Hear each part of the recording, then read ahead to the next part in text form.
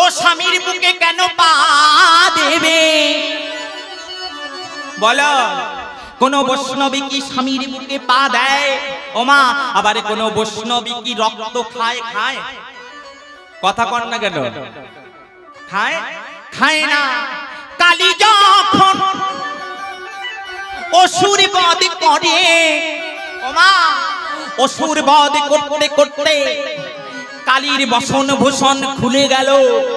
উগ্র চণ্ডী কালী ওই অসুরকে বধ করবার জন্য দিগম্বরী রূপ ধরলা। যে সামনে আসে তাকেই কেটে ফেলে।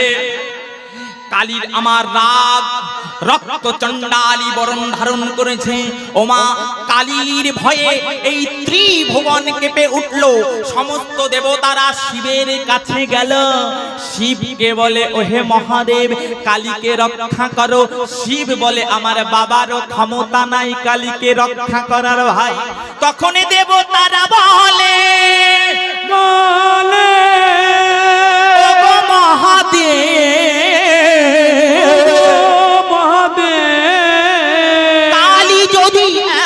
করে খড়গোটা ধরে দেবতারও বধ করে দিতে পারে, তুমি আমাদের রক্ষা করো।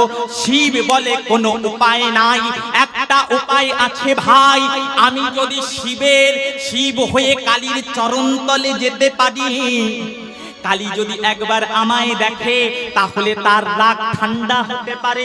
শিব আমার বলছে, আমি তো যাব, কিন্তু কালী যদি বুকে আমার পা একবার দেয়, আমার বুকের হাড় যদি ভেঙে যায়। কালী তো আর কালী নেই, ও তো রাগে ভুলছে মা। ও পায়ের তলে কি পড়ে আছে ওর কি ধ্যান আছে? ও তো শুধু সামনের দিকে দেখছে, পায়ের তলে কি আছে না আছে কালীর পায়ের স্পর্শে সব ছিটে চলে যাচ্ছে।